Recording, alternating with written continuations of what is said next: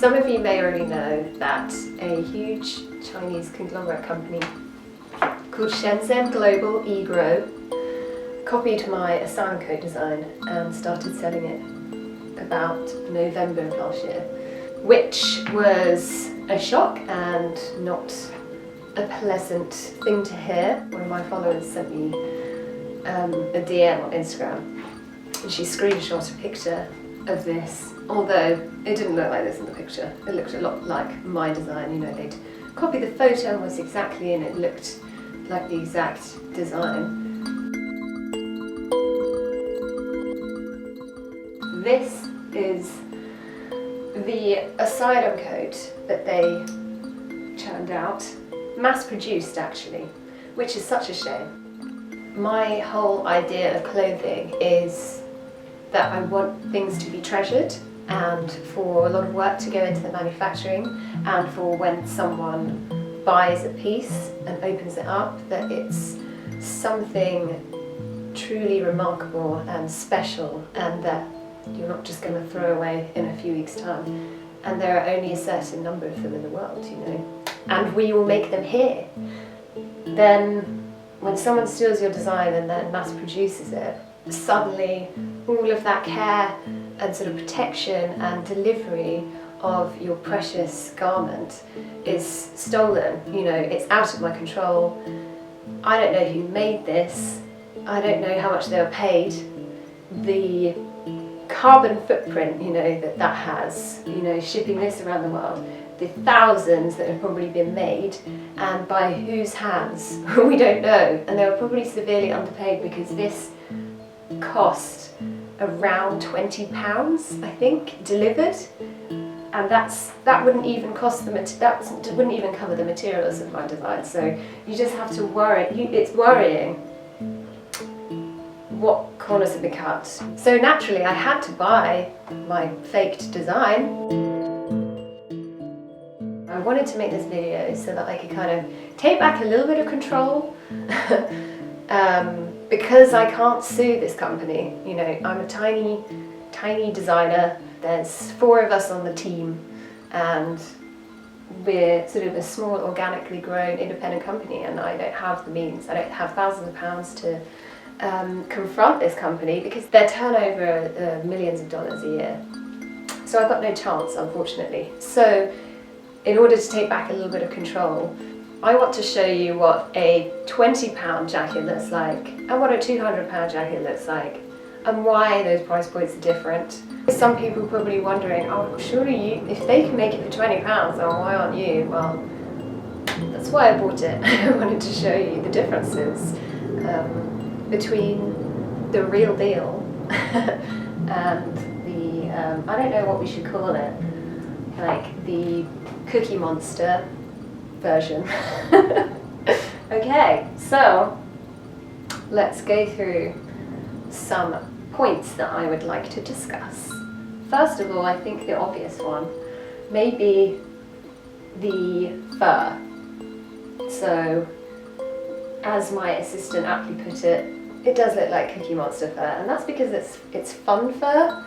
That's what it would be called in the fabric industry. It's not fashion fur. It's like fun fur, which you would use for like costumes, like, you know, kids' costumes and things like that.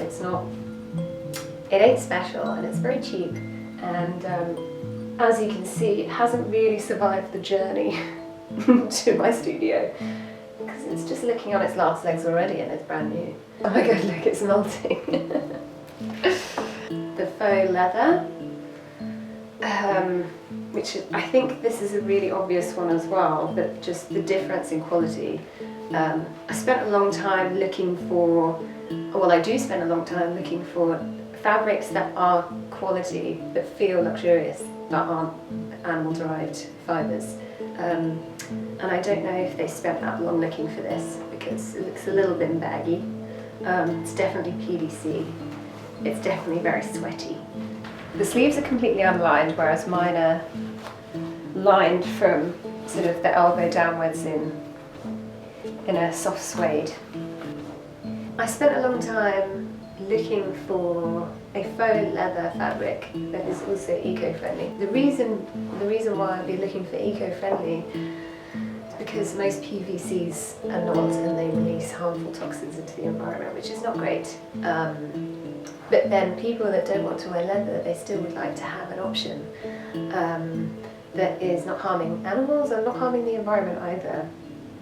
But this is actually, it's eco-friendly because it's actually a polyester that's just had a sort of texture applied to it rather than it being PVC. So what I continue to do is to find eco-friendly alternatives that are non-animal derived and vegan. The fabric itself of the jacket, you know, I use a brushed suedette, which is, you know, it's sort of liquidy and it's drapey and it's got a nice weight to it. However, this is sort of just a standard knit jersey, which is interesting because it's meant to be a jacket, and I'm pretty sure that they advertise it as a coat, but it's like a cardigan really. They were probably paid pennies.